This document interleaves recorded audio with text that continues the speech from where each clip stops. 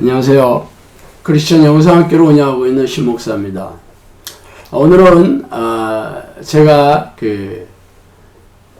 유튜브에 동영상 채널을 열게 된 그런 계기를 말씀드리고 싶어서 인사를 드립니다.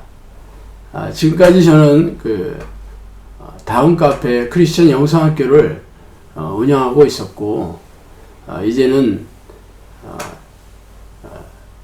동영상으로서 많은 분들에게 제가 하는 사역을 알리고 싶어서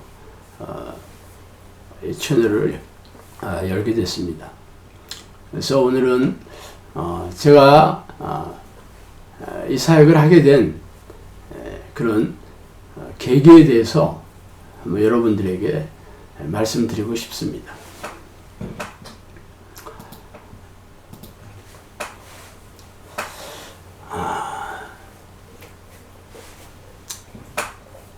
제가 처음 교회에 가게 된 계기는 누가 전도해서 간 게 아니었어요.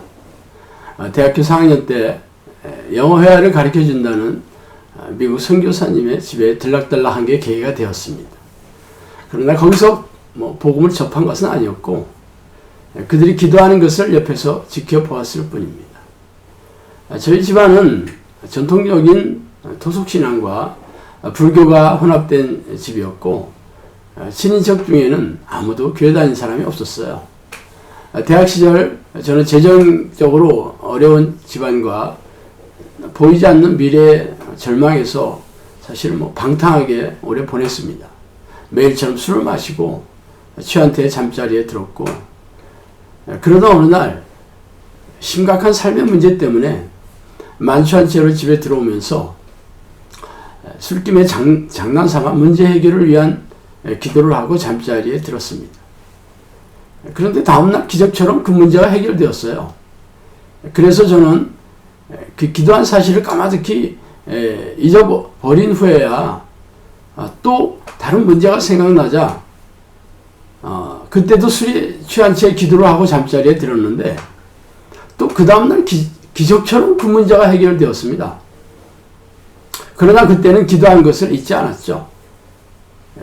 그러자 갑자기 묘한 생각이 들어서 호기심이 발생해서 문제가 생길 때마다 기도하기 시작했고, 기이하게도 그때마다 기적처럼 문제가 해결되었습니다. 그러자 하나님에 대한 존재가 인식되기 시작했고, 두려움이 엄습했어요. 그래서 제 발로 스스로 교회에 찾아갔습니다. 그게 신앙생활한 계기였죠.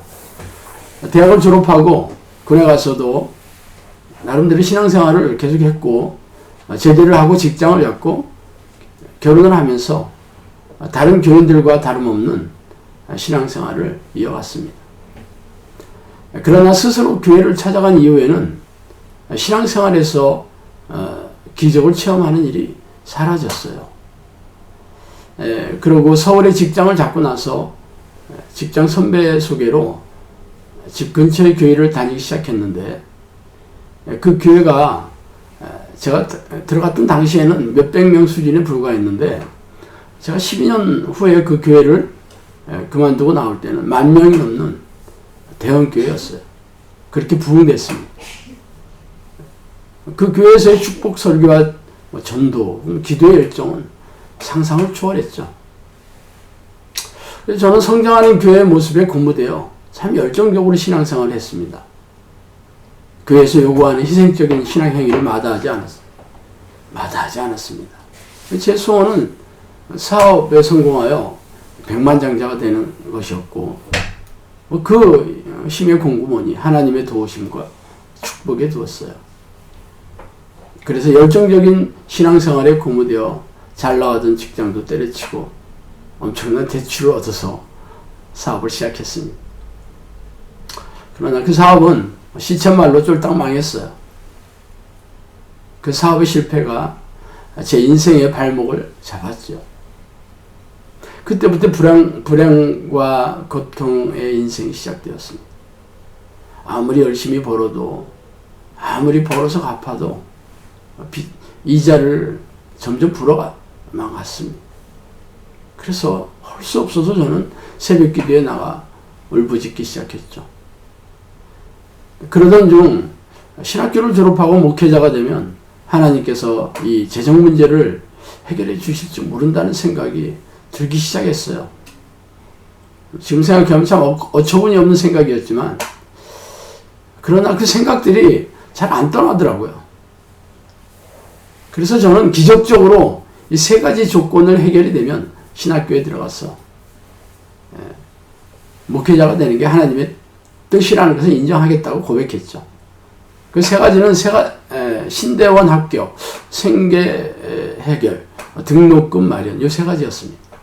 그래서 우여곡절 끝에 신대원에 합격하였고, 대학원에 다니면서 가능한 입시학원의 영어 강사로 취직이 되어 생계를 해결할 길이 열렸어요. 그러자 겁이 덜컥 나기 시작했어요. 정말로 목회자가 되는 게 아닌가 하는 두려움이었죠. 그래서 등록금은 아무에게도 말하지 않았어요. 제가 신학교에 합격한 사실은 제 아내밖에 몰랐어요. 시간이 흘러 등록금 마감일이 이틀 앞으로 다가왔어요. 그러면서 저는 이게 어떻게 될까 궁금해하며 지켜보았죠. 그때 제 사업하는 점포 앞에는 음식점이 있었는데, 그 식당 주인 아주머니가 같은 그 충청도 고향 출신이라 친하게 지냈습니다. 물론 이분은 교회 다니는 분은 아니었어요. 그런데 제가 그 대학원 입시 준비한다고 성경을 열심히 보는 걸 보고 아내에게 갑자기 뭘 그렇게 열심히 하냐고 이렇게 물어본 모양입니다. 그러자 아내는 아무 생각 없이 대학원에 다닐 거래요 하고 말했답니다. 등록금 마감일이 이틀 앞에 닥쳤는데 그 아주머니가 저한테 와서 등록금이 필요하냐고 물어보는 거예요.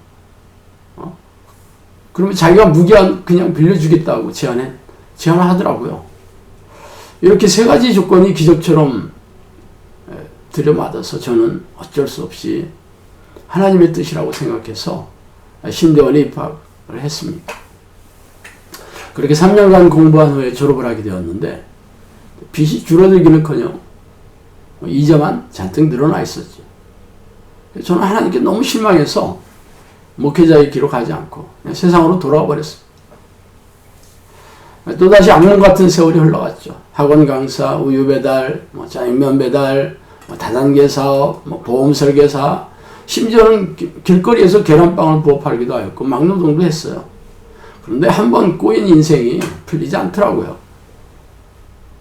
끔찍한 좌절과 실망에 사로잡혀서 세상의 끈을 붙잡으려고 아등바등 하던 손조차 그냥 놓아버리게 되었습니다. 낚시 가방을 들고 나가서 하루 종일 낚시터에 가서 세월을 보내기 시작했죠. 그리고 밤이면 술을 마시고 취한 채 잠자리에 들었습니다. 아내는 보다 못해 생계비라도 벌겠다고 백화점 점원으로 취직했고, 저는 매일처럼 낚시터에 앉았지만 지옥이 따로 없었어요. 그러던 아마 늦가을 쯤 됐을 거예요. 그날도 낚시하는데 비가 추적추적 내리더라고요. 그래서 어두워지는 그 저수지가에 앉아서 비에 젖으니까 몸은 아주 추웠지만 그냥 내버려 뒀습니다. 이었고 주변이 깜깜해지자 지나간 날들이 파노라마처럼 스쳐 지나가고 제 눈에는 회한의 눈물이 그렁그렁 맺히기 시작했어요. 그렇게 하염없이 울다가 하나님께 마지막일지도 모른다는 생각에 기회를 한 번만 달라고 애걸복걸하기 시작했습니다. 그 다음날부터 낚시대에 나가지 않고 집에 있었어요. 그리고 성경을 뒤지면서 하나님을 만나야 되겠다고 결심했습니다. 청년 시절의 기적처럼 하나님을 경험하고 나서 교회에 나간 후부터는 하나님을 만나지 못했기 때문에 교회에서 요구하는 신앙 방식을 쓰레기통에다 쳐버리고 성경을 뒤지면서 하나님을 만나는 방법이 무엇인지 찾아보았습니다. 성경에는 하나님을 만나는 기도의 방법으로 쉬지 않고 기도해라, 전심으로 기도해라, 그리고 하나님을 간절히 찾으라, 이런 말들이 곳곳에 있었어요. 그래서 저는 쉬지 않고 하나님을 부르는 기도를 시작했죠. 그리고 자동차에 저가 화장품을 싣고 식당가와 재래시장으로 다니면서 아내와 함께 화장품 판매하는 일을 시작했습니다. 그렇게 10년이 흘렀어요.